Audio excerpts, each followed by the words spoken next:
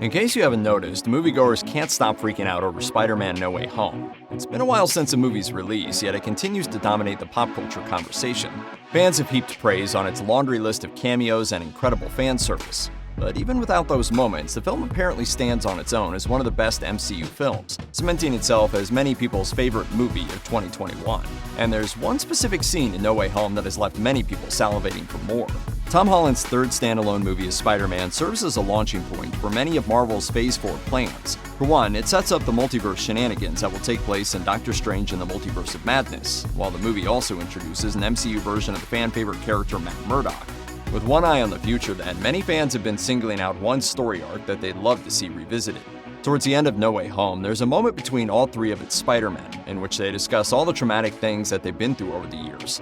When it comes time for Garfield's Peter to reveal his greatest loss, the death of Gwen Stacy, he describes having grown bitter in the years after her passing, and claims that he even stopped pulling his punches. This moment has sparked countless ideas and fan theories on social media, and has left many viewers wanting to know more about what Garfield's Parker did during this dark, unseen stage of his life.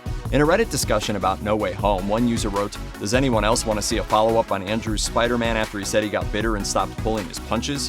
One reply to that comment read, "Yes, I remembered after watching how dark he went after Uncle Ben died in The Amazing Spider-Man. Imagining him struggle to keep afloat after The Amazing Spider-Man 2 and failing would be so gut-wrenching." The last time we saw Andrew Garfield's Spider-Man prior to No Way Home, he was right back in the swing of things, ready to save the city from Rhino's rampage.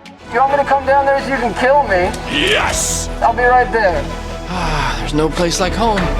So is it possible that we'll ever see what he got up to after that final showdown? Well, while it's clear that fans want more of Garfield's Spider-Man, it's unclear if they'll ever get their wish. Nevertheless, they certainly have plenty of ideas of how The Amazing Spider-Man 3 could work. After all, it's now been established that previous Marvel movies not set within the MCU proper exist in alternate universes. Theoretically, the Amazing Spider-Man franchise could continue solely under Sony's umbrella, giving Garfield's character closure while setting up a new story arc to pay off that line in No Way Home. But that's not the only way in which Andrew Garfield could make his return to the franchise. Some Marvel fans have suggested that The Amazing Spider-Man 3 could manifest as part of another story in the Sony universe of Spider-Man characters.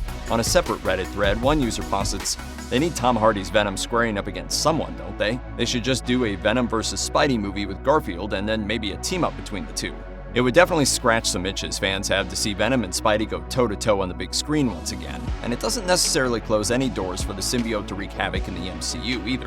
Marvel Studios obviously have their own plans for the symbiote, as in the mid-credits scene to No Way Home, a piece of Eddie's was left behind in the MCU.